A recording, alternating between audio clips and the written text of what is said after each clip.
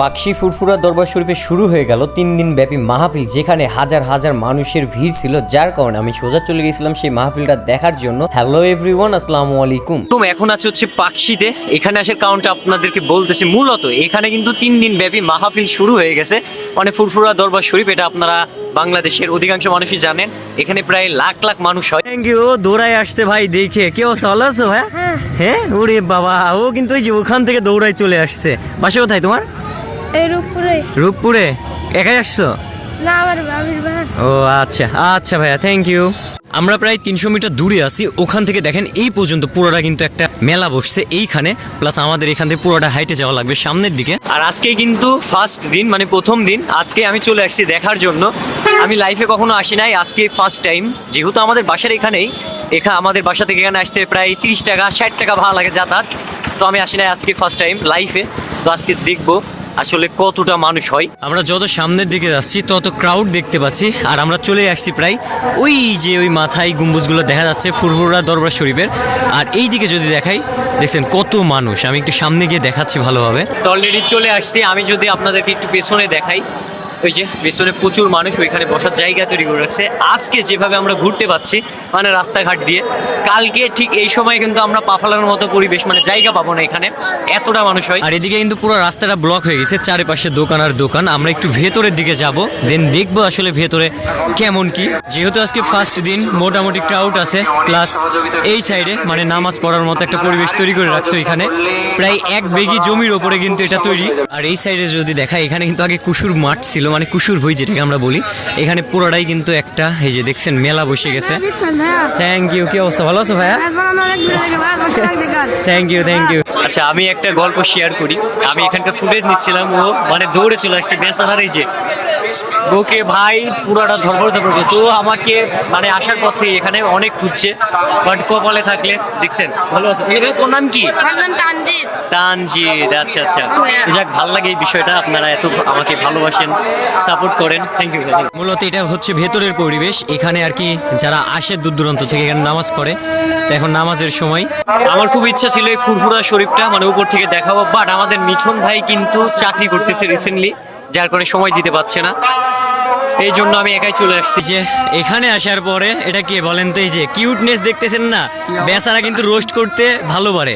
ডায়লগটা ভদ্র ছেলে, কি অবস্থা ভাবিস সাওয়াল ভাইস্তি? ভালো আছে তো?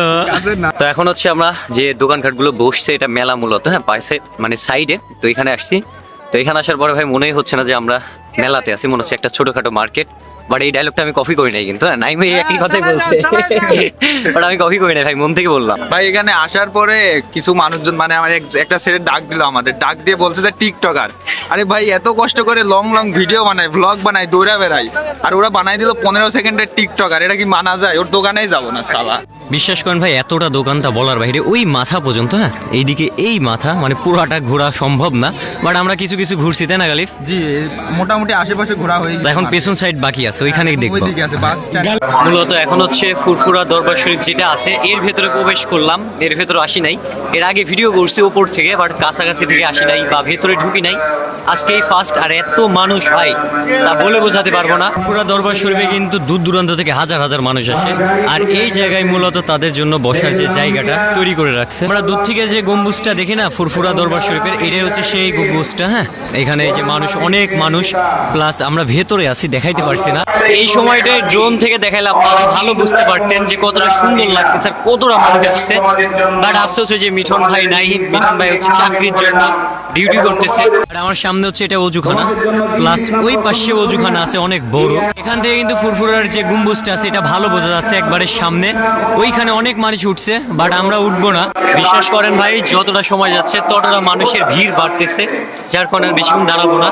আমরা এখন বের হয়ে চলে যাব। এই মাহফিলটা কিন্তু পুরো 3 দিন ব্যাপী চলতেছে, মানে হবে এখানে। আর সামনে যদি দেখায়, এখানে এই যে ওনারা কিন্তু রান্না বান্না করার জন্য, মানে আজকে ফার্স্ট দিন, আজকে নিয়ে আসছে সব কিছু। আর এইখানে মানে রান্না বান্না করতেছে অনেক মানুষ, ওই যে দেখেন।